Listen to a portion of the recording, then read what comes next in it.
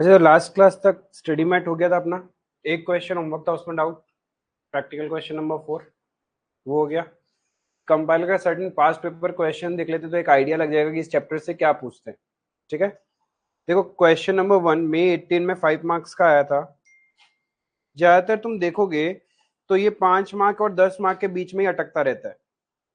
ठीक है, जब लेजर अकाउंट पूछते हैं तो 10 मार्क पूछ लेता है, ज्यादातर 5 मार्क में घूमता रहता है। ये तो बहुत इजी सा है, ऐसा कुछ कॉम्प्लिकेटेड था नहीं। कॉस्ट अकाउंटिंग सिस्टम में दो तरह का अकाउंटिंग होता है, और एक इंटीग्रेटेड और एक नॉन इंटीग्रेटेड। इंटीग्रेटेड में क्या होता है, एक ही बुक्स ऑफ अकाउंट्स मेंटेन होगा कॉस्ट एंड फाइनेंस का। We use personal and real nature account while doing integrated books of accounts.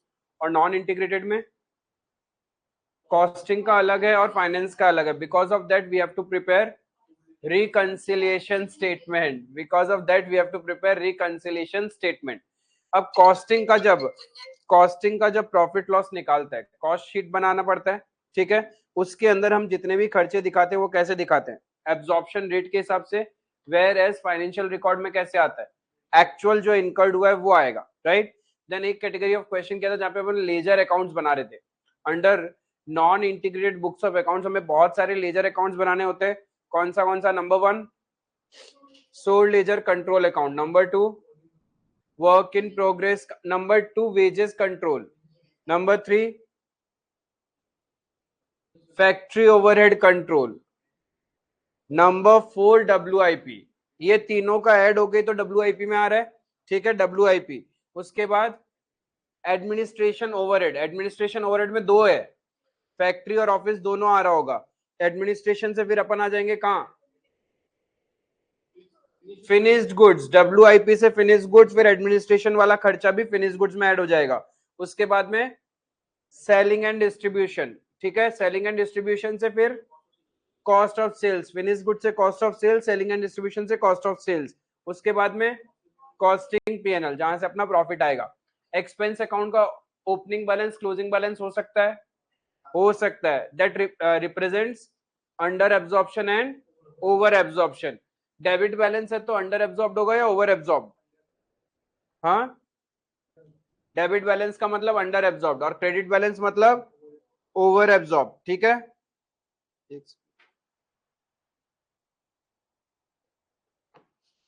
यहां तक क्लियर है। ठीक है, इफ कॉस्टिंग P&L बना रहे हो तो फिर एक्सपेंस अकाउंट का क्लोजिंग बैलेंस आएगा क्या, तब फिर वो अंडर और ओवर कहां चला जाएगा। दो तरीका, या तो डायरेक्ट कॉस्टिंग P&L में या फिर ओवरहेड एडजस्टमेंट अकाउंट में, ओवरहेड एडजस्टमेंट अकाउंट में उसका फिर नेट वैल्यू कॉस्टिंग P&L में डालते थे। क्लियर है यहां तक। रिकंसिलेशन का जब क्वेश्चन आएगा तब क्या होगा, क्वेश्चन बोल देगा पहले कॉस्टिंग का प्रॉफिट निकालो, फाइनेंस का प्रॉफिट निकालो, फिर दोनों को रिकंसिलेशन स्टेटमेंट में दिखाओ। रिकंसिलेशन स्टेटमेंट में लॉजिक अपना BRS वाला चल रहा है, जहां से अपन स्टार्ट करेंगे चेंजेस उसके बुक में सोचना है कि खर्चा बढ़ाना है या कम करना है, इनकम बढ़ानी है या कम करनी है। ज्यादातर फोकस एक्सपेंस पे होगा, एक्सपेंस बढ़ेगा तो प्रॉफिट क्या करेंगे अपन, माइनस करेंगे रिकंसिलेशन स्टेटमेंट में, और एक्सपेंस कम करेंगे तो प्रॉफिट बढ़ जाएगा तो प्लस करेंगे। क्लियर है ये चीज। तो देखो number 1, GK Limited showed a net loss of 2,43,300 as per their financial accounts for the year ended 31st March. However, cost account disclosed. ऐसे क्वेश्चन मुझे बहुत अच्छे लगते हैं, क्यों, क्योंकि हमें फाइनेंशियल और कॉस्ट का प्रॉफिट लॉस निकालना नहीं है, वरना बनाना पड़ता है। ट्रेडिंग P&L बनाओ, कॉस्ट शीट बना के निकालो। यहाँ पे भला मानुस से क्वेश्चन सेट वो खुद ही बता रहा है फाइनेंशियल में लॉस चल रहा है 243,300 का, वेयर एज कॉस्ट में लॉस कितना दिख रहा है, कॉस्ट में ज्यादा लॉस दिख रहा है। ऐसा क्यों हो सकता है, कॉस्ट में हमने खर्चा ज्यादा एब्जॉर्ब कर लिया है। For the same period on scrutinising both the set of books of account the following information were revealed. ये इंफॉर्मेशन है, prepare a reconciliation statement reconciling losses shown by financial and cost accounts by taking costing net loss as a base। इसका मतलब costing से start करना है, तो अपन costing से जब स्टार्ट करेंगे तो सबसे पहले अपन कॉस्टिंग का नेट लॉस लिख लेंगे कितना, 248, ये मेरा नेट लॉस है माइनस में। अब हमें कॉस्टिंग में ही चेंजेस करना है, वर्क्स ओवरहेड ओवर रिकवर्ड, 30,400, ठीक है, और इधर लिखा है 30,000। ये कहना क्या चाह रहा है? एक्चुअल खर्चा 30,000 हुआ, लेकिन हमने रिकवरी कितना किया? 30,000 चाहिए, यानी हमने कॉस्टिंग में एक्सपेंस दिखाया है 30,400 और एक्चुअल है, तो यानी 400 रुपए का खर्चा ज्यादा दिखाया हमने। तो कॉस्टिंग में कम करेंगे तो प्रॉफिट बढ़ेगा ना, तो प्लस हो जाएगा इसके अंदर। अरे एक्सपेंस कम करोगे तो प्रॉफिट बढ़ेगा, क्योंकि फाइनेंस में आपने एक्सपेंस कितना दिखाया होगा? 30,000, राइट, वेर इज कॉस्टिंग में 30,400। Then selling overhead under recovered, क्या करोगे? खर्चा कम दिखा रखा है कॉस्टिंग में, अंडर रिकवरी का मतलब क्या हो गया? कॉस्टिंग में हमने एक्सपेंसेस कम शो कर रखा है, तो अभी अपन को क्या करना पड़ेगा? कॉस्टिंग का खर्चा बढ़ाओगे तो प्रॉफिट क्या हो जाएगा? माइनस हो जाएगा। कितने से माइनस करेंगे? 20,300 से।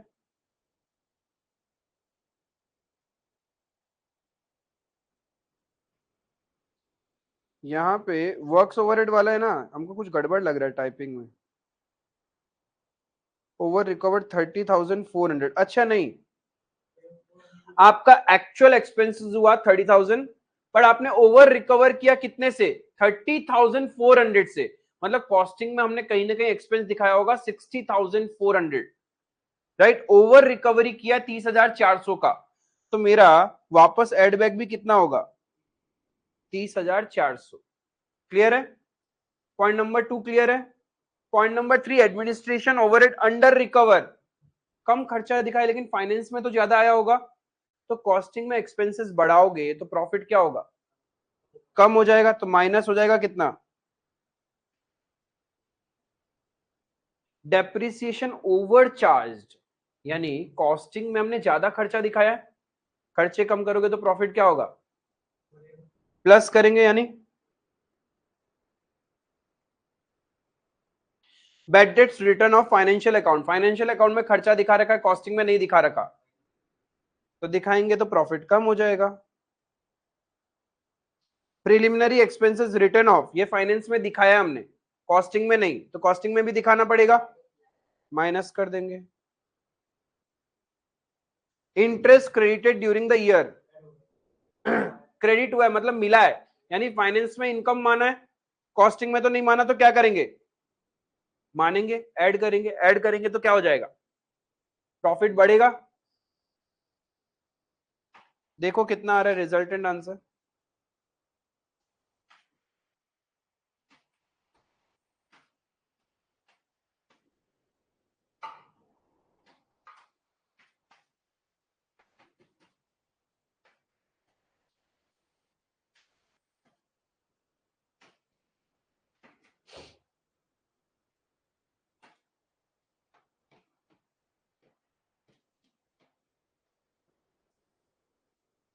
टू 43 300 माइनस में आ रहा है, तो मैच हो गया ना।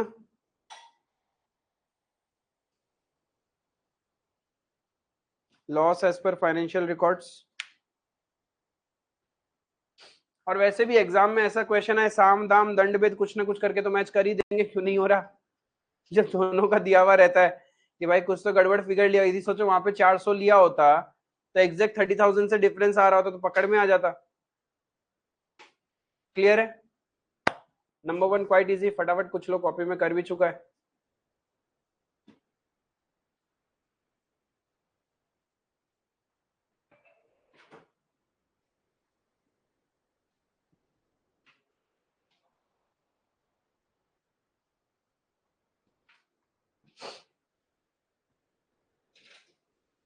क्या दोनों लोग कोई ऑनलाइन नहीं है?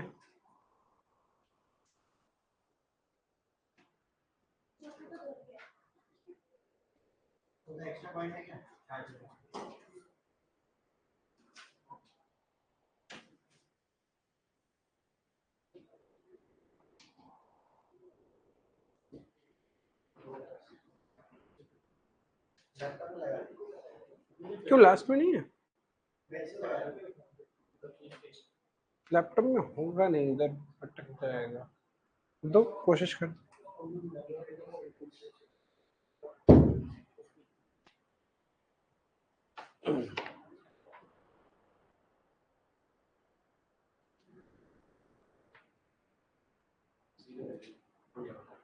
वायर तो ठीक है, वो तो खुद का खराब है, चाहिए। हो गया।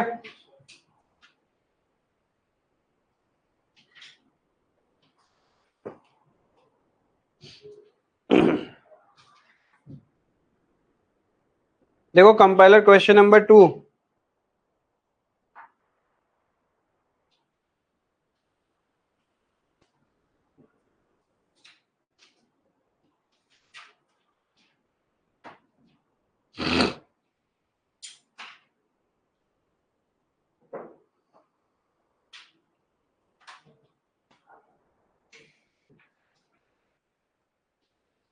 क्या बोल रहे हैं? Following balances were extracted from a company's ledger as on 30th June. Raw material control account का बैलेंस है, debit balance, WIP control, finished goods control, general ledger control. ठीक है, जनरल लेजर एडजस्टमेंट अकाउंट दे दिया। Oh my God, ये क्या है? हाँ, ओवरहेड एडजस्टमेंट, राइट। यानी ये तुम्हारा क्या, क्रेडिट बैलेंस है, मतलब ओवर एब्जॉर्ब्ड एक्सपेंस। एक्सपेंस तो ओवर एब्जॉर्ब्ड हो गया ना तुम्हारा, क्रेडिट बैलेंस का मतलब। तो ये दिया हुआ है अपने पास में। आगे बोला following transaction took place during the quarter ending 30th September. You are required to prepare raw material, work in progress, finish stock and general ledger adjustment account. हाँ, रॉ मटेरियल कंट्रोल मतलब store ledger control account. Store का ही दूसरा नाम हो गया raw material control account. तो बहुत ही इजी सा क्वेश्चन है, फटाफट इसको ड्राफ्ट करो, बिना टाइम वेस्ट किए पहले लेजर्स ड्राफ्ट करो।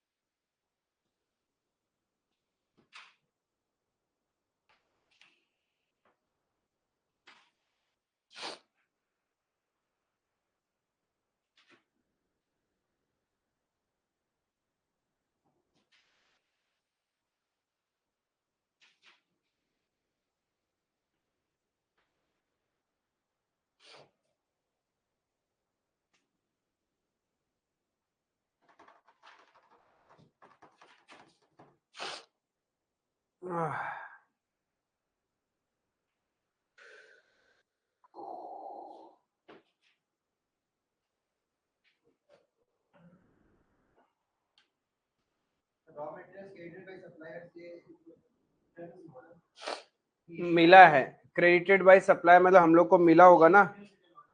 क्या चीज? कौन सा? रॉ मटेरियल परचेज तो अलग से दिया हुआ है, कौन सा बोल रहा है तू? रिटर्न कर दिया हम लोग। नहीं, डब्ल्यूआईपी क्यों, कॉस्ट लेजर कंट्रोल हमने किसको दिया होगा? ये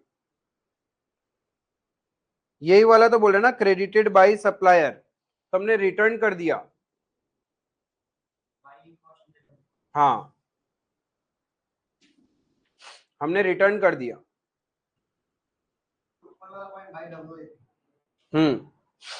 तब यहाँ पे रॉ मटेरियल का ओपनिंग बैलेंस दिया हुआ है कितना, 282,450।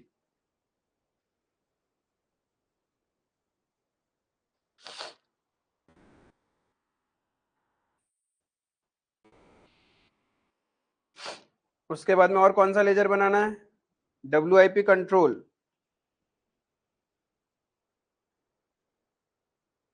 उसका ओपनिंग बैलेंस कितना?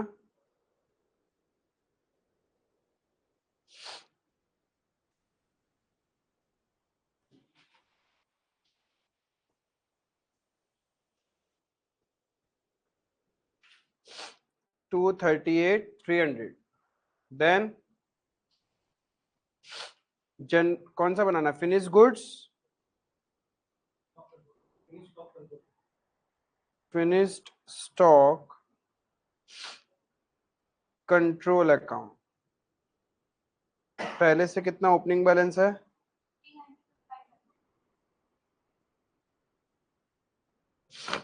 और एक क्या बनाना है?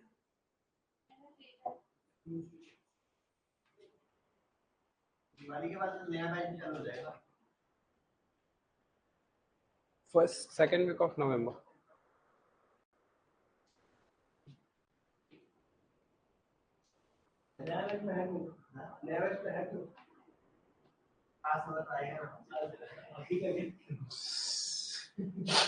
जनरल लेजर इस बार पास होने का प्रोबेबिलिटी ज्यादा है।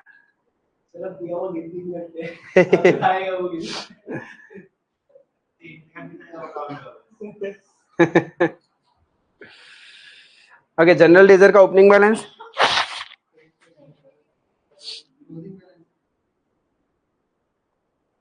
क्लोजिंग का है, ओपनिंग है ना।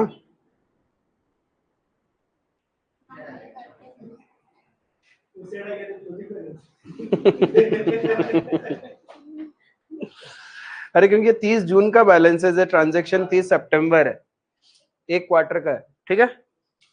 अब देखो factory overhead allocated to WIP 136,350, तो फैक्ट्री ओवरहेड अपन ने डब्ल्यूआईपी में चार्ज किया, तो डब्ल्यूआईपी का डेबिट में आ जाएगा to factory overhead control account, right. कितना रुपए 136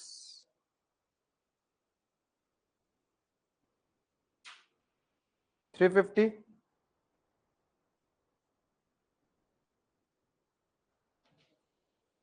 हम फैक्ट्री ओवरहेड कंट्रोल तो बना भी नहीं रहे, तो उसका दिमाग में लगाना ही नहीं है, वहां क्रेडिट होगा।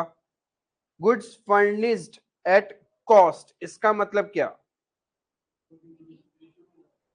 यस इतना हमने बनाया क्या, 1376,200 का हमने कंप्लीट किया। गुड्स फर्निश्ड नहीं, गुड्स फिनिश्ड होना चाहिए था क्या ये टर्म फिनिश्ड होना चाहिए। गुड्स फिनिश्ड एट कॉस्ट, यानी डब्ल्यूआईपी से फिनिश्ड गुड्स 1376,200, तो by finished stock control account 1376,200, और यहां आ जाएगा टू डब्ल्यूआईपी कंट्रोल अकाउंट 1376,200, ठीक है।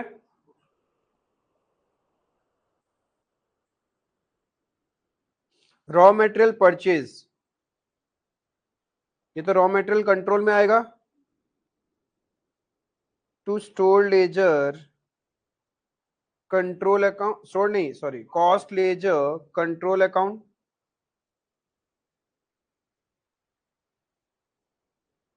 कितना वैल्यू,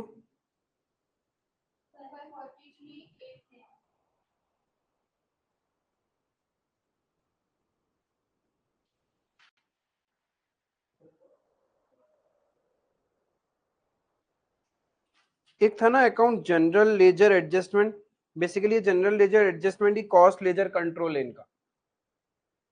जनरल लेजर, हम जनरल लेजर या बोलो या कॉस्ट लेजर बोलो, बात तो एक ही है। For using personal and real nature accounting entry को मैच, अरे बाबा ये क्या है रे,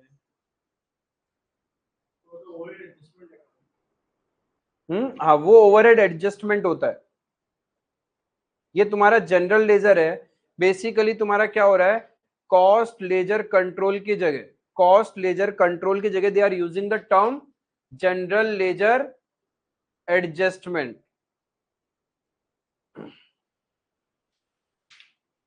तो इसको उधर ही लगाओ, वरना ये डिटेक्ट करने लग जाता है,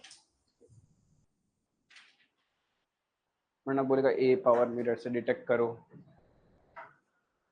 उधर लगा दो, बाहर लगा दो।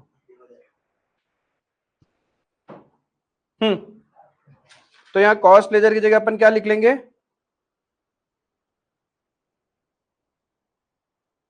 General ledger adjustment account.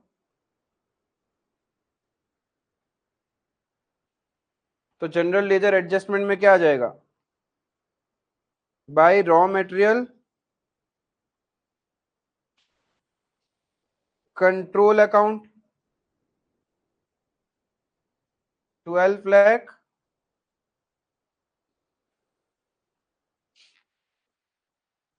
Double entry हो गया।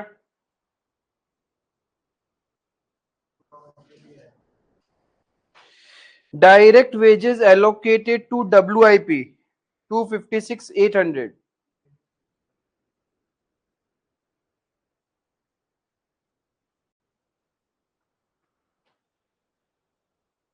256,800.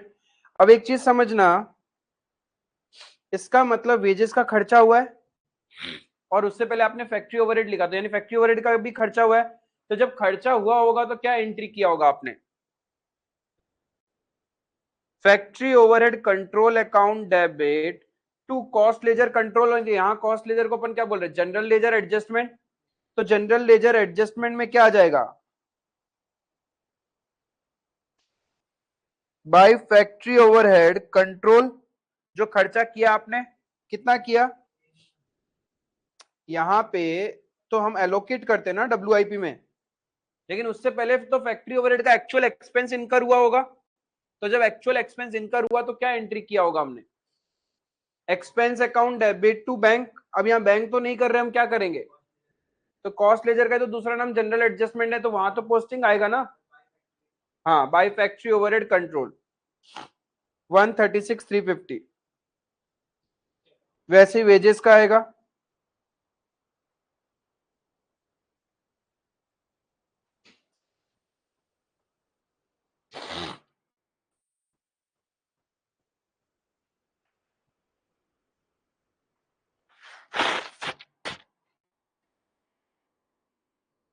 क्लियर है यहां तक?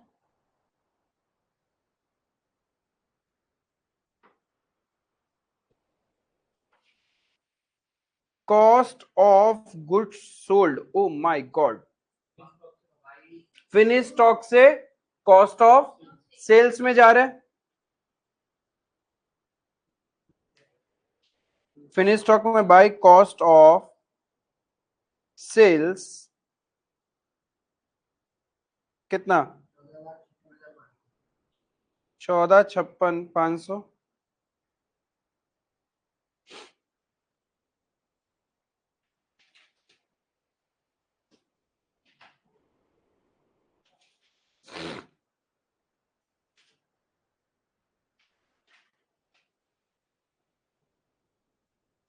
उसके बाद raw material issued to production 136430. तो रॉ मेटेरियल में बाय WIP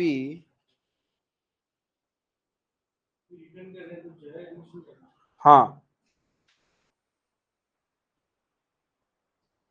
136430 यही था. तो WIP में आ जाएगा to raw material control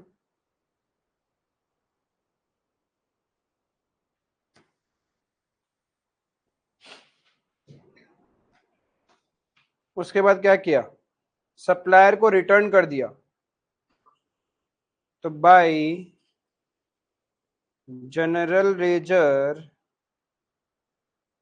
adjustment account कितने का रिटर्न कर दिया? 27,200 रुपए.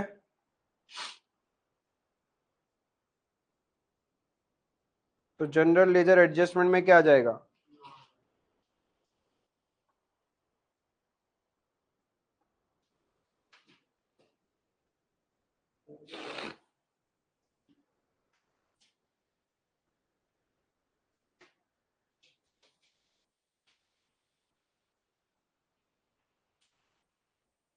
Raw material losses.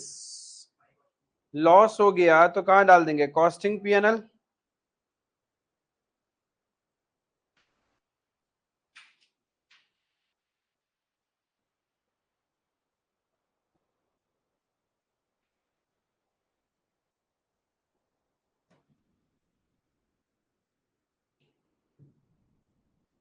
ठीक है.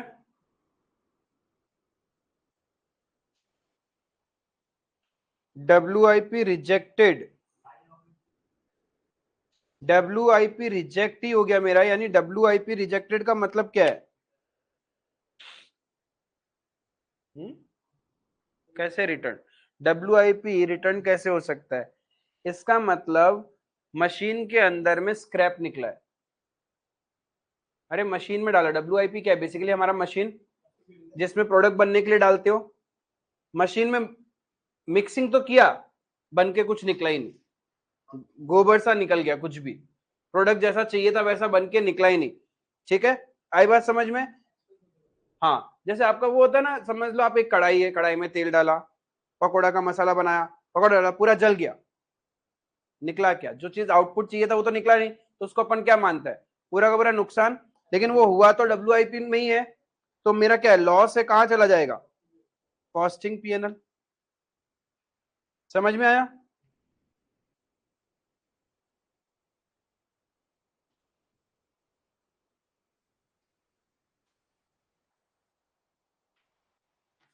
होता है ना, डिजायर्ड प्रोडक्ट बहुत बार निकल के नहीं आता है। सपोज आपने एक केक बना रहे हो, तो जैसा फल मतलब वो सॉफ्ट चाहिए, विड्थ चाहिए, वैसा नहीं होता, अपन क्या करते हैं? गुस्सा में फेंक देते, मतलब बर्बाद। जितना कुछ WIP में डाला सब नुकसान हो गया, तो वो कॉस्टिंग पीरियड में चला गया मेरा।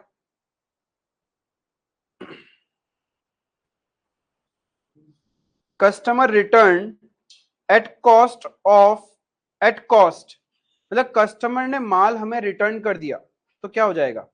एट कॉस्ट है, इसका मतलब फिनिश गुड्स मेरे बढ़ जाएंगे। मेरे पास सेल्स रिटर्न हो रहा है तो फिनिश गुड्स बढ़ जाएगा, तो अपन एंट्री क्या करेगा? Finish goods control account debit to general ledger adjustment या store ledger, cost ledger control debtor की जगह हम नाम क्या यूज करेंगे?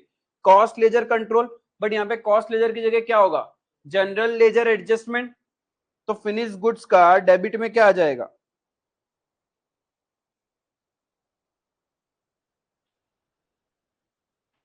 कितना रिटर्न? और कॉस्ट वैल्यू तो बोला है वो, कैसे? कॉस्ट है तो COS में डाला, तो तुम्हारा वापस कॉस्ट ऑफ सेल्स में रिटर्न थोड़ी ना होगा। तुमने कस्टमर को दिया, अब वो रिटर्न ही कर दिया कॉस्ट वैल्यू पे, तो मैं तो अपना फिनिश गुड्स का इन्वेंट्री बढ़ाऊंगा ना। जहां पे मेरा फिनिश गुड्स पड़ा होता है वहीं का इन्वेंट्री बढ़ाऊंगा। कॉस्ट ऑफ सेल्स तो एक स्टेप है जहां पे अपन सेलिंग एंड डिस्ट्रीब्यूशन ऐड करके फाइंड आउट करते हैं कॉस्ट ऑफ सेल्स का वैल्यू। ठीक है, वो कोई जगह या अकाउंट नहीं है जहां पे तुम गुड्स रखते हो। गुड्स तो एक्चुअल में फिनिश गुड्स अकाउंट में पड़ा है मेरा। तो ये हो गया, तो यहां जनरल एडजस्टमेंट में नीचे आ जाएगा क्या? Finished goods control account 45,900।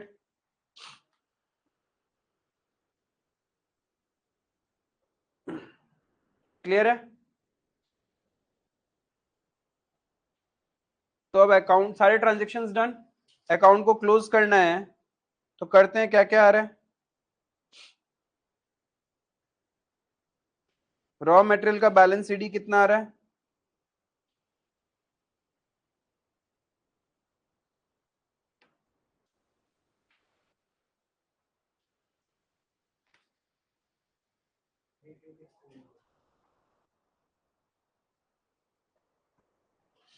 WIP का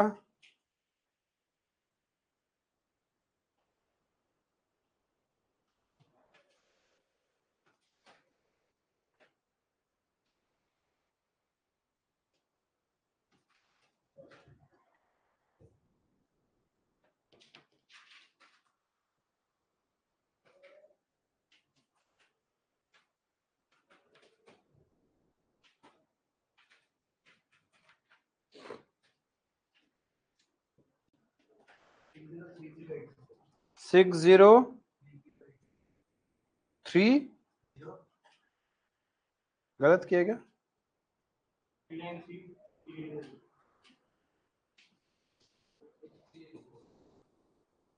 603। हाँ, ऐसे ही फिनिश्ड गुड्स का बैलेंस CD मिल जाएगा।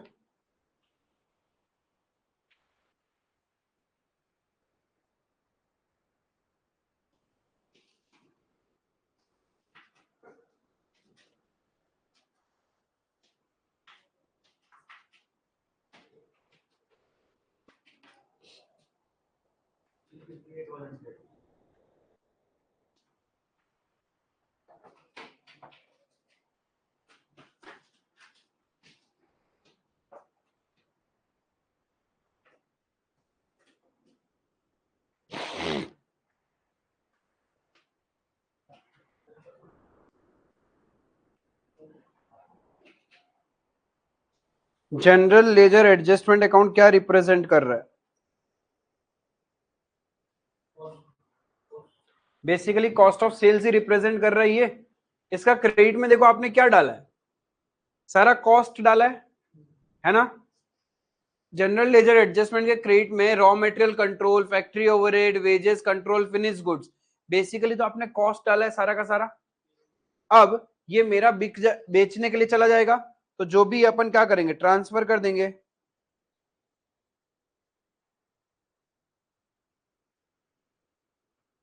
बेसिकली ये क्या होगा मेरा, सेल्स।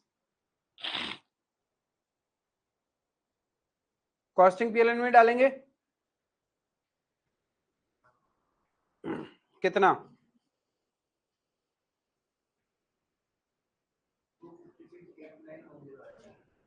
25 लाख।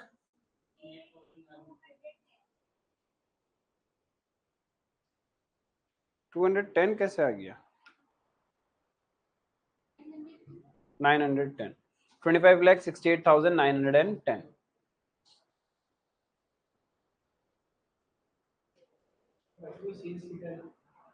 बेसिकली यही तो सेल करेंगे हम।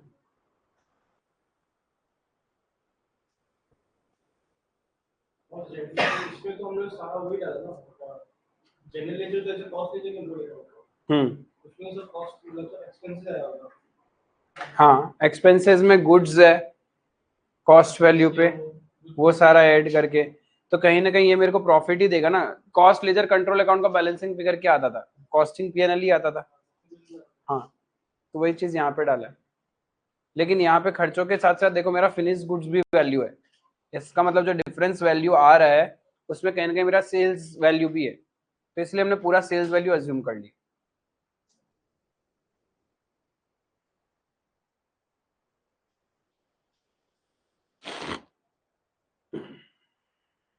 खाली यहाँ पे लॉस वाला ट्रांजेक्शन थोड़ा सा ध्यान में रखना था कि वो बाय कॉस्टिंग पीएनएल करके जाएगा, बाकी तो ऐसा कुछ नहीं था, बैलेंसिंग था, नॉर्मल पोस्टिंग था। और एक गलती क्या होता है कि उन्होंने फैक्ट्री ओवरहेड चार्ज बता दिया, वेजेस कितना चार्ज हुआ वो बता दिया।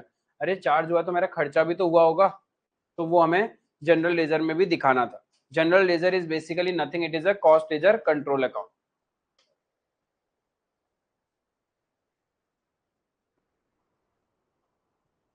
Number 3 is a theoretical question. Explain integrated accounting system and state its advantages. Integrated में क्या होता है, कॉस्टिंग और फाइनेंशियल एक ही बुक्स में बनेगा, कोई सेपरेट बुक्स ऑफ अकाउंट्स नहीं करता है। ये सूटेबल है जो स्मॉल ऑर्गेनाइजेशन या फिर छोटी ऑर्गेनाइजेशन है जहाँ पे लार्ज ट्रांजेक्शन्स नहीं है उनके लिए सूटेबल है, राइट। इसमें अपने को रिकंसिलिएशन स्टेटमेंट बनाने का जरूरत नहीं है, जो भी ट्रांजेक्शन उसको नॉर्मली रिकॉर्ड करते हैं, personal real nature account use करते हैं, ठीक है, वो सब ज्ञान लिखेंगे।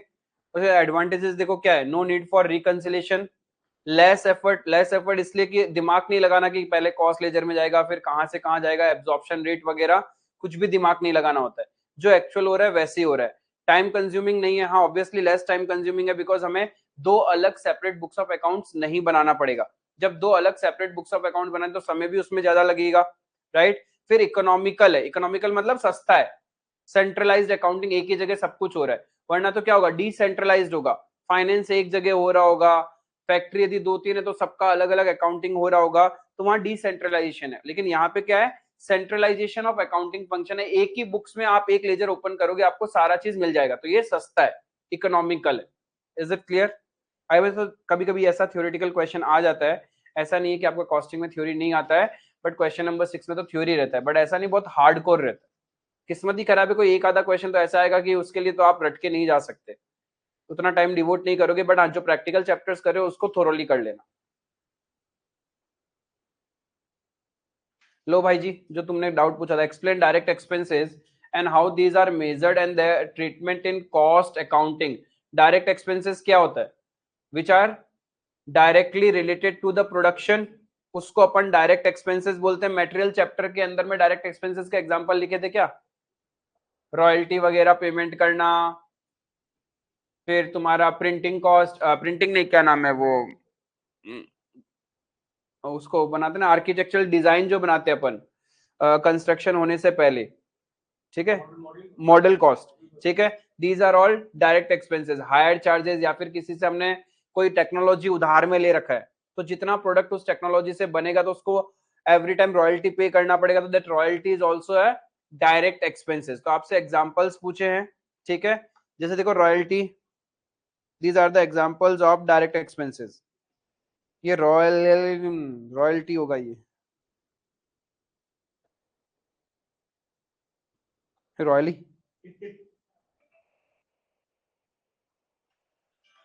रॉयल्टी, ठीक है। Hire charges for hiring specific equipment, कोई मशीन है जो स्पेसिफिकली हमने किसी से भाड़े पे लिया है, तो उस मशीन का रेंट जो है, हायर चार्जेस, वो भी तुम्हारा डायरेक्ट एक्सपेंसेस है। कॉस्ट फॉर प्रोडक्ट और सर्विस स्पेसिफिक डिजाइन या ड्राइंग, होता है ना कंस्ट्रक्शन करने से पहले आप जो डिजाइन वगैरह बनाते हो या फिर ड्राइंग्स जो बनती है आपकी, तो वो सब हो गया। स्पेसिफिक सॉफ्टवेयर कोई यूज कर रहे हो। Other expenses which are directly related with the production of goods और प्रोविजन ऑफ सर्विसेज, ठीक है। और ये एग्जॉस्टिव नहीं है, इतना ही नहीं होता है, बहुत सारे डायरेक्ट एक्सपेंसेस अलग अलग हो सकते हैं। तो बेसिक थ्योरेटिकल क्वेश्चन है कि कैसे आपको करना है, क्या नहीं करना है। मेजरमेंट क्या है, जो डायरेक्टली एंगेज्ड है प्रोडक्शन प्रोसेस में, जिसके बिना होगा ही नहीं मेरा प्रोडक्शन प्रोसेस, उसको हम डायरेक्ट एक्सपेंसेस बोलते हैं। और उसका ट्रीटमेंट क्या करते हैं हम लोग, प्राइम कॉस्ट में ऐड कर लेते हैं, ठीक है। तो इस थ्योरेटिकल क्वेश्चंस को एक बार, जितना भी आपके कंपाइलर्स में मैंने थ्योरेटिकल क्वेश्चंस किया, उसको अच्छे से थोरोली रीड कर लेना, क्योंकि एग्जाम में आए हुए क्वेश्चन है, चांसेस बनता है फिर से रिपीट होने का। एंड कॉस्टिंग के थ्योरेटिकल क्वेश्चन रिपीट होते हैं, ऐसा नहीं कि रिपीट नहीं होता है। ओ माय गॉड, अभी अभी जो क्वेश्चन किया वैसे ही क्वेश्चन आ गया। कंपाइलर क्वेश्चन नंबर 1 की तरह कंपाइलर क्वेश्चन नंबर 5 है। क्या बोल रहा है ये, अभिट private limited disclose net profit as per cost के हिसाब से प्रॉफिट है 48,408, और फाइनेंस के हिसाब से 15,000 का नुकसान है। आपको करना क्या है, अकाउंट बनाना है, अकाउंट बनाना है, रिकंसिलेशन अकाउंट। याद है क्वेश्चन क्या था स्टडी मेट में, ठीक है। अकाउंट जब बनाएंगे तो अपन क्या करें, किससे चालू करें, आपकी मर्जी, किसी से भी चालू करो, ठीक है। कॉस्ट से करोगे तो मेरे को तो बस डेबिट क्रेडिट बताते जाओ। ये जो नेट प्रॉफिट है डेबिट साइड में आएगा या क्रेडिट साइड में, प्रॉफिट डेबिट साइड में आएगा, नहीं आएगा प्रॉफिट डेबिट साइड में। Credit all incomes and gain, debit all expenses and losses. छी छी छी छी छी, प्रॉफिट आएगा क्रेडिट साइड में, ठीक है। हम कॉस्ट से स्टार्ट कर रहे हैं, works overhead under recovered, costing में कम दिखाया है, तब बढ़ाएंगे खर्चा तो प्रॉफिट कम होगा, तो डेबिट साइड में 48,600। ऑफिस ओवरहेड ज्यादा दिखा रखा है कॉस्ट में, तो खर्चा कम करोगे तो profit 11,500।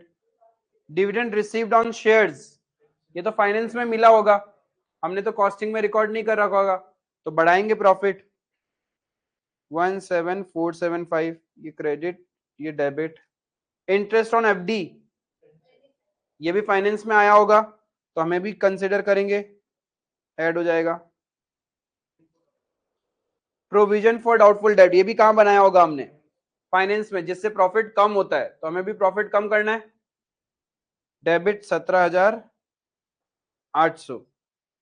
Then obsolescence loss not charge in cost account, loss charge नहीं किया, करेंगे तो प्रॉफिट कम हो जाएगा।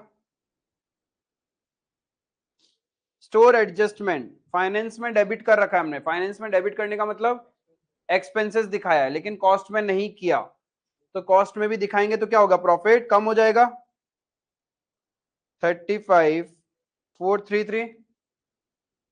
डेप्रिसिएशन फाइनेंस में 30,000 और कॉस्ट में 35,000, तो ज्यादा कहां है, 5,000 ज्यादा है, तो कॉस्ट में कम करेंगे तो प्रॉफिट, देखो तो भाई जी बैलेंसिंग कितना आ रहा है, आपका डेबिट बैलेंस आना चाहिए, नहीं आया तो गलत है। डेबिट बैलेंस का मतलब, डेबिट बैलेंस आना चाहिए, इसका मतलब लॉस तो ठीक है, इसका मतलब क्या, मतलब डेबिट साइड का टोटल ज्यादा आना चाहिए, ये ध्यान रखना। लॉस, डेबिट साइड का टोटल ज्यादा आना चाहिए, देखो डेबिट साइड का टोटल ज्यादा आ रहा होगा और क्रेडिट साइड कम आ रहा होगा, तो डिफरेंस जो है वो 15,000 का होना चाहिए।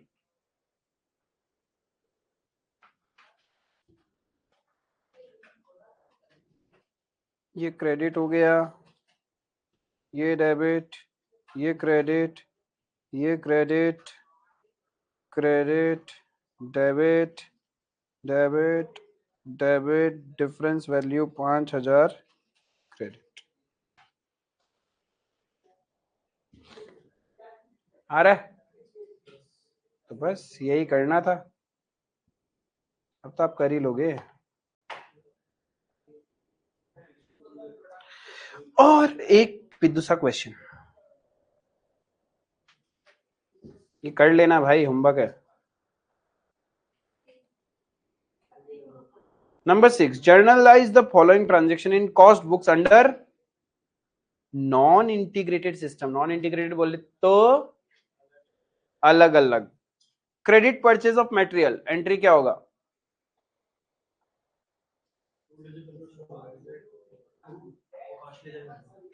स्टोर लेजर, कॉन्फिडेंस ही नहीं है चेहरे पे। Store ledger control account debit to cost ledger control account. Manufacturing overhead charge to production,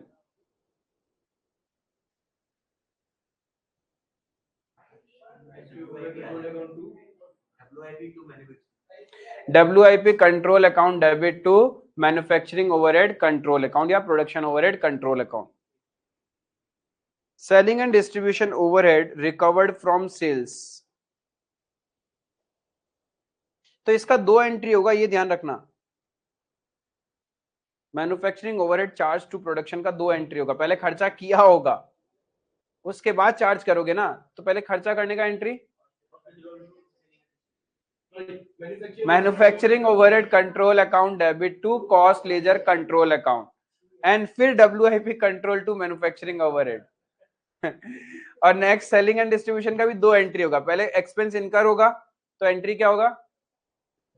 selling and distribution overhead control account debit to cost ledger control and then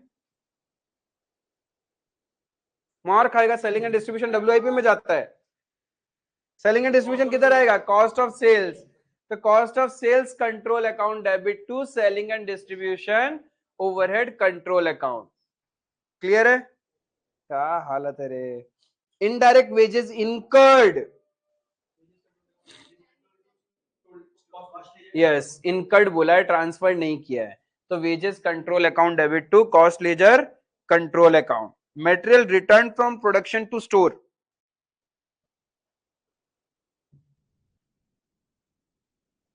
सब मुक्का खाएगा ना।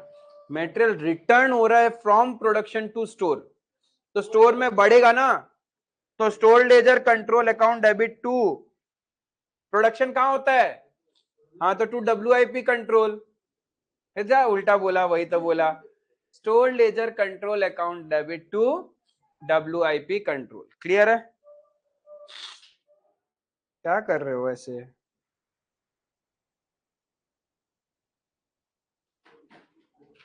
ये theoretical question read करके चले जाना।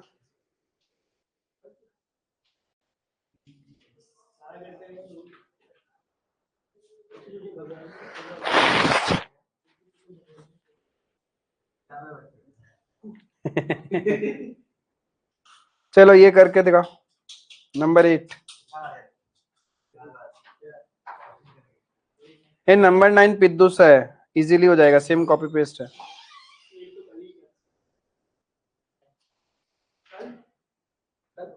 पता नहीं शायद ही खुला है, देख ले।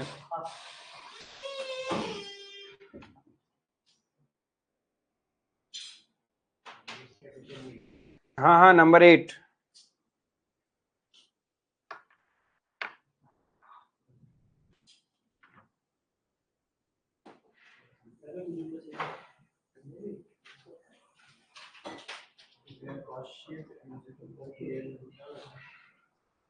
कॉस्ट प्रॉफिट निकालो, फिर रिकंसिलेशन स्टेटमेंट बनेगा।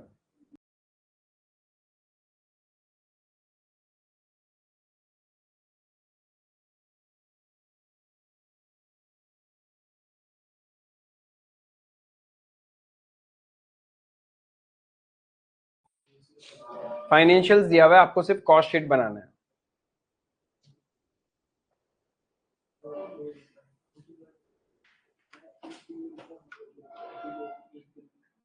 देखते हैं कौन सही निकालता है।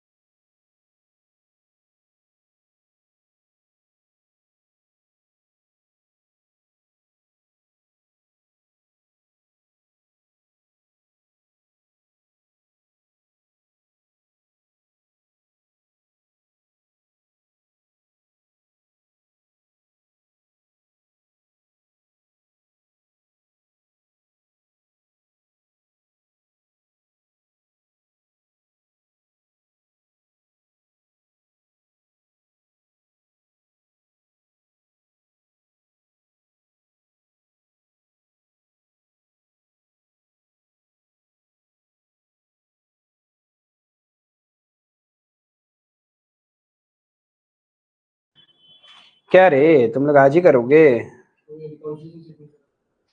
प्रॉफिट निकल गया? कितना आया? 96,750 परफेक्ट।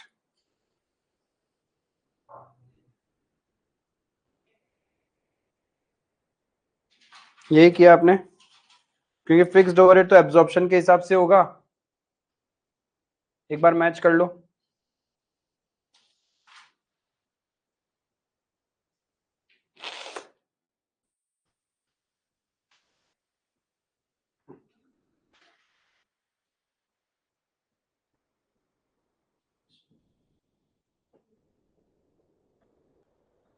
नीचे तो एब्जॉर्प्शन का डेटा दिया हुआ ही था, कैसे कैसे एब्जॉर्प्शन करना है। कॉस्ट में 227,500 लगा, पर फाइनेंशियल में 260 दिखा है। हो जाएगा ना? कॉस्ट में फाइनेंशियल में ज्यादा है। हाँ, कैलकुलेशन स्टेटमेंट अलग हो जाएगा। किससे जा रहा है तुम? कॉस्ट में ज्यादा दिखाया है क्या? तो कॉस्ट में ज्यादा दिखाएंगे तो प्रॉफिट माइनस होगा। खर्चा बढ़ाओगे तो प्रॉफिट कम होगा ना। You have to think from profit point of view.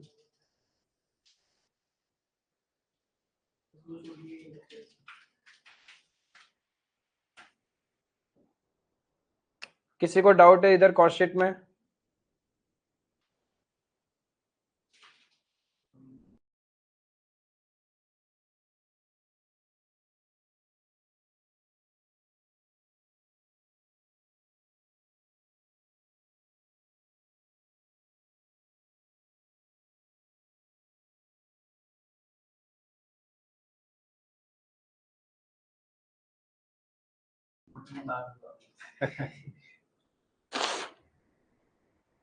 बढ़िया है, 2 मिनट में दे देता है।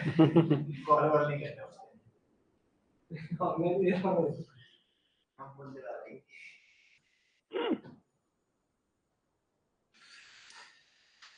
बाकी लोग हुआ या नहीं हुआ ये? हम्म,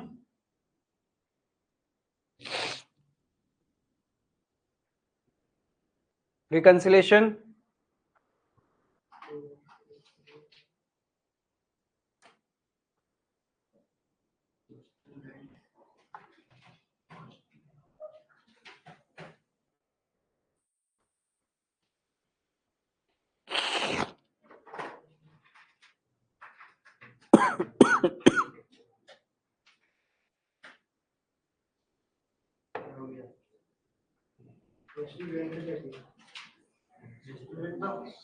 नॉशनल नेशनल रेंट।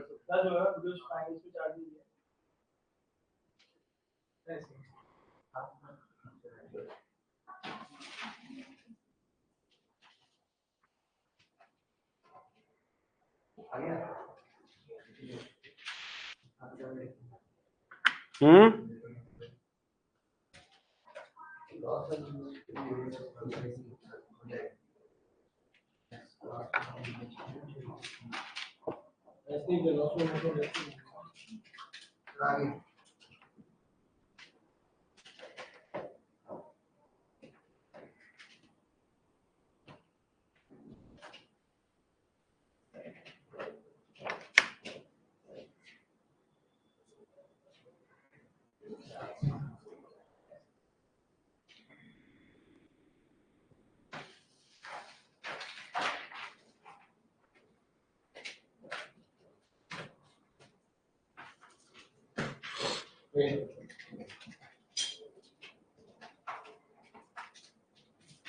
डन।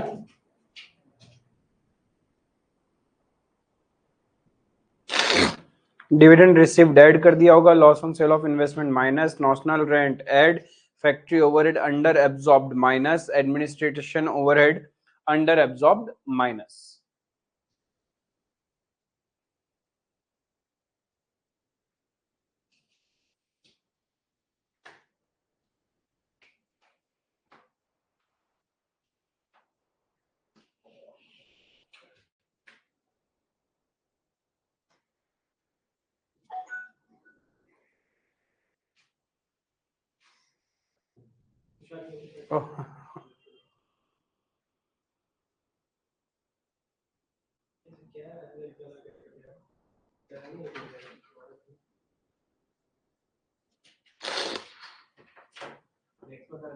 ठीक है, number 8।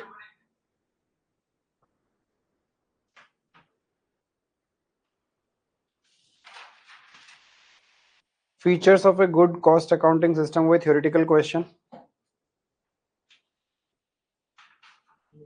Journalize the following transaction assuming the cost and financial accounts are integrated.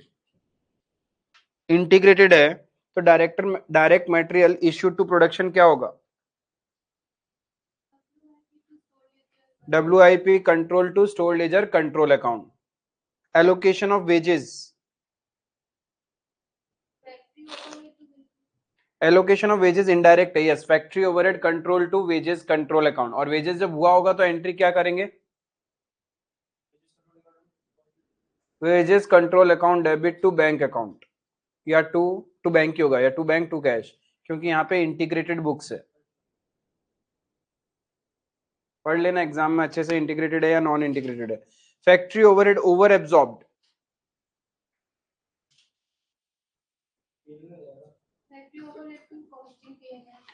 अरे क्यों factory overhead over absorb? Charge तो कर ही रहे हैं, कहां जाएगा ये over absorb? Costing PNL entry entry entry. Factory overhead debit करोगे तो और खर्चा बढ़ जाएगा ना तुम्हारा, तो कम करना पड़ेगा. ऐसी तुमने ज्यादा दिखा रखा है तो वो तो पीएनएल का क्रेडिट में जाएगा. तो क्या होगा entry? Costing PNL account debit to factory overhead. ठीक है. उसके बाद अंडर एब्जॉर्ब का क्या करोगे? खर्चा बढ़ाओगे. Administration overhead account debit to costing PNL. फिर deficiency found in stock of raw material, costing PNL account debit to store ledger control account. अरे डेफिशिएंसी मतलब लॉस, तो स्टोर लेजर से तो माल गया ना, तो क्रेडिट साइड में लिखेंगे बाय कॉस्टिंग पीएनएल. करो तो ये एंट्रीज फटाफट करो.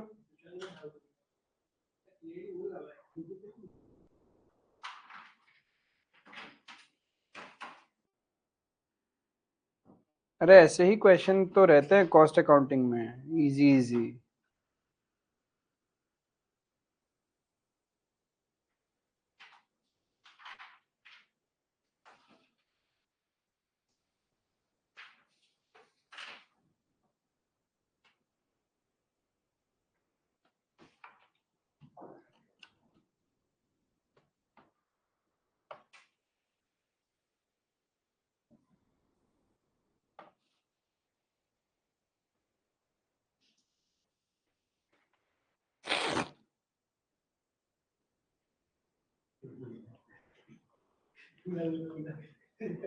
पहला नंबर क्या किया?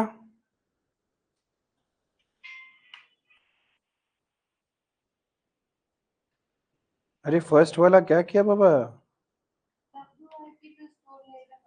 WIP control to store ledger control.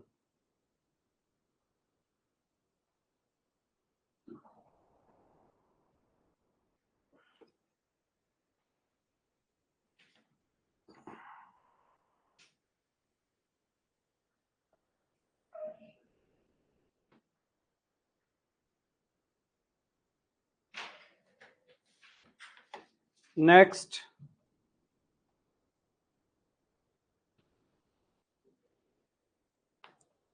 Factory overhead control account debit to wages control account.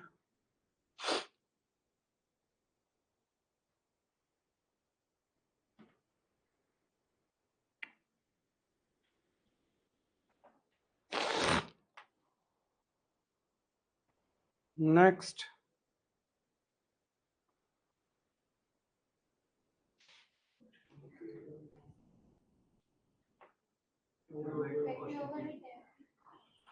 ज्यादा दिखा रखा तो इसको इनकम में काउंट करना है. ज्यादा दिखा रखा है तो हमें इनकम में काउंट करना है. तो जर्नल क्या होगा? कॉस्टिंग पीएनएल के क्रेडिट में डालना है मुझे फैक्ट्री ओवरहेड को, राइट. तो कॉस्टिंग पीएनएल क्रेडिट होके डेबिट क्या कर देंगे? तभी तो फैक्ट्री ओवरहेड का खर्चा. अभी ज्यादा दिखा रखा है इसका मतलब क्या है? हमने डेबिट साइड में सपोज 10,000 लिखा होगा, क्रेडिट साइड में हमने 15,000 लिख दिया होगा, उसी को तो हम ओवर एब्जॉर्ब्ड बोलते हैं।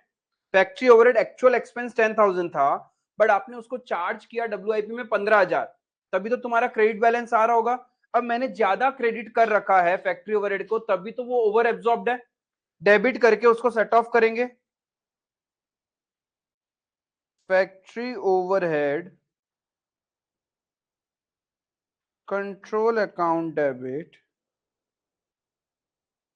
टू कॉस्टिंग पीएनएल, कितना चला जाएगा पीएनएल के क्रेडिट में?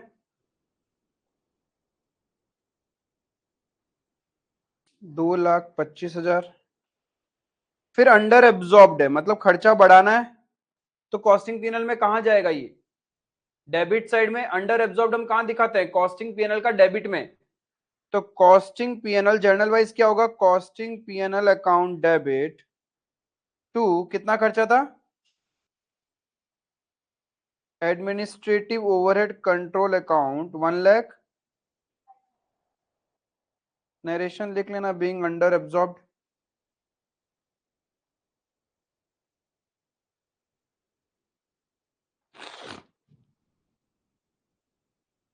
एंड लास्ट ट्रांजैक्शन क्या होगा?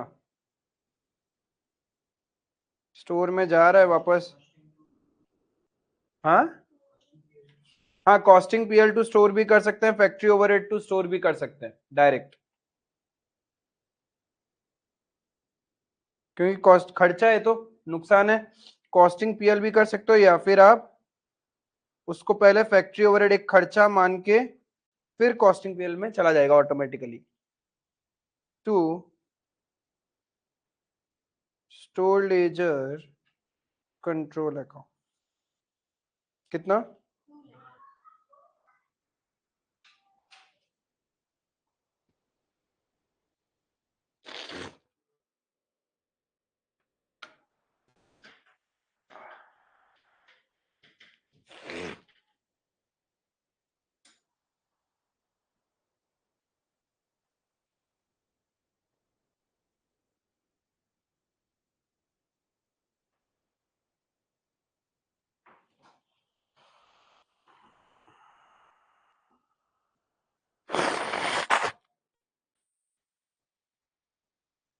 फाइनेंस से स्टार्ट करना है। नंबर 12,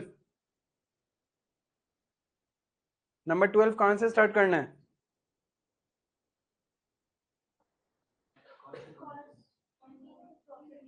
कॉस्ट का तो रिकंसाइलेशन में निकालना है। फाइनेंस से स्टार्ट करेंगे तो इधर आ जाएगा 5,50,000 का नेट प्रॉफिट। चेंजेस फाइनेंस में करोगे, लीगल चार्जेस फाइनेंस में दिखा रखे हैं, कॉस्ट में तो है नहीं, क्या करें? कम कर देंगे तो प्रॉफिट बढ़ जाएगा। तो यानी क्या करेंगे? लीगल चार्जेस कम करना है, माइनस करना है, मतलब प्रॉफिट को बढ़ाना है। इंटरिम डिविडेंड, फाइनेंस में प्रॉफिट ऐड हो रखा है लेकिन वहां नहीं है, तो कम करेंगे। प्रिलिमिनरी एक्सपेंसेस माइनस कर चुके हैं तो प्लस कर देंगे। Over recovery of selling overhead in cost accounts, costing में ज्यादा खर्चा दिखा रखा है लेकिन इसमें तो नहीं दिखाया होगा, तो इसका खर्चा बढ़ाएंगे तो प्रॉफिट क्या हो जाएगा? प्रॉफिट कम हो जाएगा। फाइनेंस का खर्चा बढ़ाओगे, एक्सपेंस बढ़ाना है ना, क्योंकि हमें यहाँ पे कॉस्ट में चेंजेस नहीं कर रहे, फाइनेंस में चेंजेस कर रहे हैं। तो कॉस्ट में ज्यादा है तो यहाँ पे भी ज्यादा खर्चा दिखाओ, तो ज्यादा दिखाओगे तो प्रॉफिट कम होगा।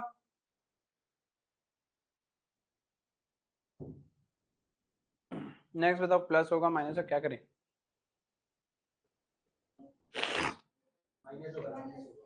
क्योंकि फाइनेंस में ऐड कर रखा है, कॉस्ट में तो नहीं हो रखा होगा, तो यहां से प्रॉफिट कम करना होगा।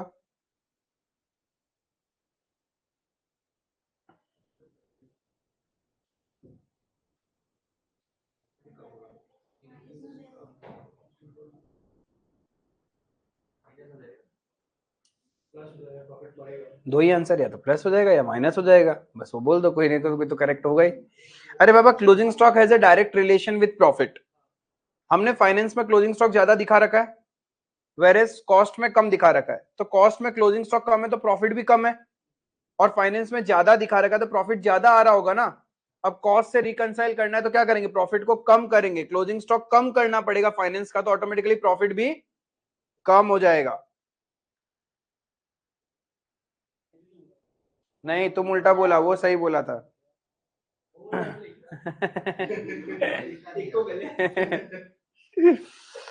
Over recovery of production overheads in cost accounts, क्योंकि वहां खर्चा ज्यादा है तो यहाँ पे भी खर्चा बढ़ाओगे, खर्चा बढ़ाओगे तो profit. Interest paid on debentures shown in financial accounts, ये ऐड हो जाएगा। तो प्लीज प्लस माइनस करके मेरे को बताओ कि कॉस्ट के अकॉर्डिंग आंसर कितना आना चाहिए।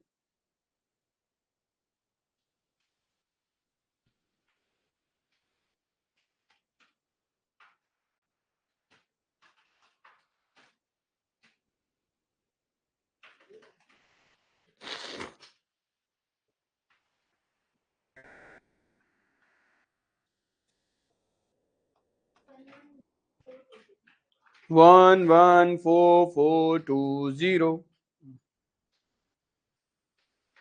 मैच हो जाएगा। अब यहाँ पे एग्जाम में साम दाम दंड भेद नहीं लग सकता तुम्हारा, ये आंसर निकालना है। जब दोनों आंसर दिया हुआ रहता है तब तो दोनों के बीच का तुम कुछ भी प्लस माइनस करके रिकंसाइल कर लोगे, लेकिन इस टाइप में आपको एकदम क्लैरिटी होना पड़ेगा कि हमें चेंजेस कहाँ करना है, एक्सपेंस बढ़ाना है या कम करना है, उसके अकॉर्डिंग प्रॉफिट में इंपैक्ट होगा। ठीक है, फिर से सेम क्वेश्चन।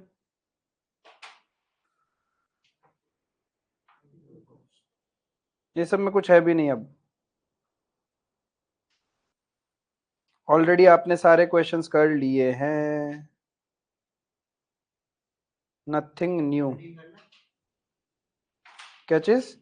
16 देखो 16, वो बीच के हो जाएंगे तुमसे, एग्जैक्ट कॉपी पेस्ट क्वेश्चंस है।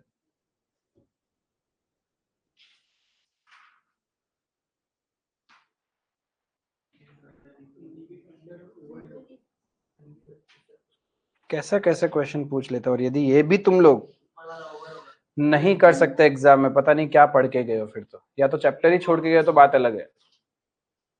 पहले तो बताओ रिकवरी फिर impact on profit,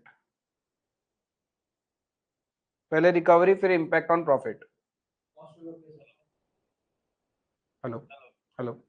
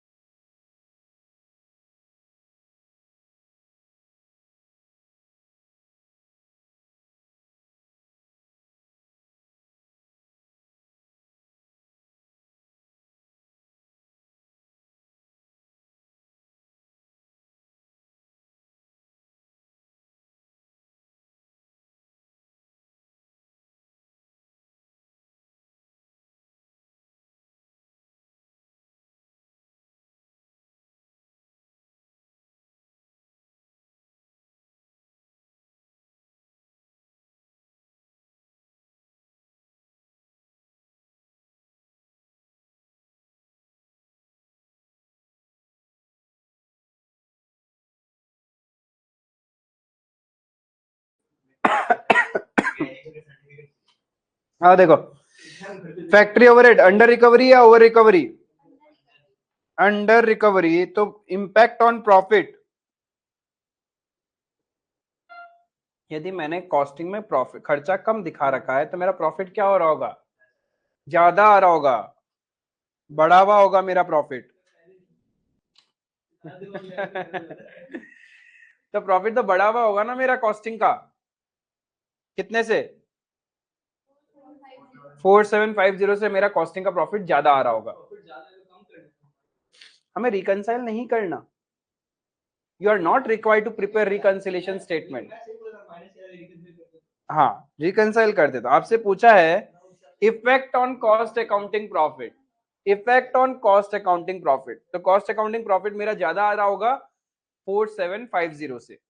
then next administration overhead, under है या ओवर, अंडर रिकवरी, इससे भी क्या होगा, प्रॉफिट ज्यादा आ रहा होगा मेरा 3000 से, ठीक है।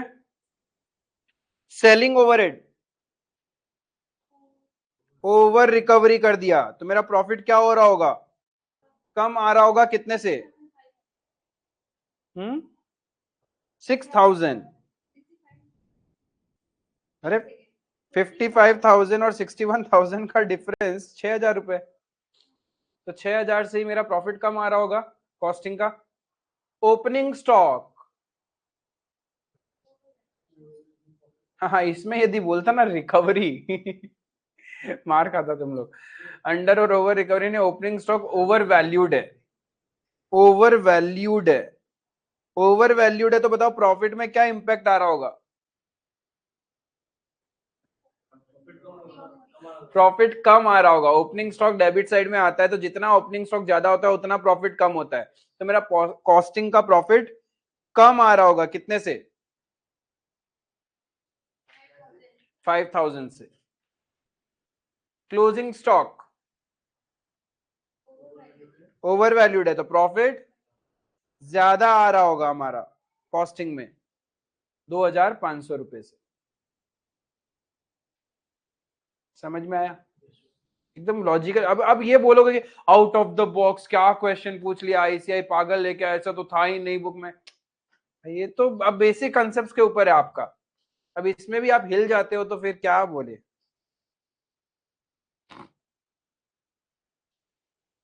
बीकॉम करो,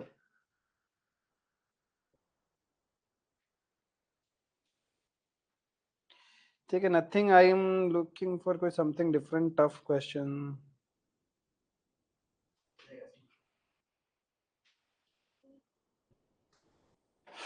हाँ बाकी सारा मैनेजेबल है, ऐसा कोई भी क्वेश्चन नहीं है जो आपसे मैनेजेबल नहीं है। That will be your task, self करना होगा कुछ क्वेश्चंस। थोड़ा जो गलतियां हो रहा है ना, अरे देखो ये ना साथ में करते हैं और जब मेरे साथ करते हो तो बहुत सही होता है, करेक्ट हो जाते हो तुरंत। माइनस बोला, अच्छा ठीक है ठीक है, हाँ प्लस होगा, प्लस बोला माइनस होगा, बट एग्जाम में सेकंड ऑप्शन नहीं होगा। वहां लिख दिया तो वो लिख दिया, फिर वो गया काम से। थोड़ा सा फोकस होकर समझो कि पहले अपन को एक्सपेंस के पॉइंट ऑफ व्यू सोचना है कि एक्सपेंस बढ़ाना है या कम करना है, फिर प्रॉफिट पे आपको वो इम्प्लीकेशन करना है, तब आपको वो समझना होगा कि प्रॉफिट बढ़ेगा या फिर कम होगा, तब जाके रिकंसिलेशन बनेगा। क्लियर है, तो अच्छे से आप लोग कॉस्ट अकाउंटिंग ये सब करोगे। We have covered the entire past papers, RTPs वगैरह भी अच्छे से देख लिया, एकदम मिला जुला ही है, कैसा पैटर्न का क्वेश्चन आता है ये भी समझ में आ गया, तो अच्छे से थोरोली रिवाइज करो। With this we comes to an end for cost accounting. That's all for today. Thank you.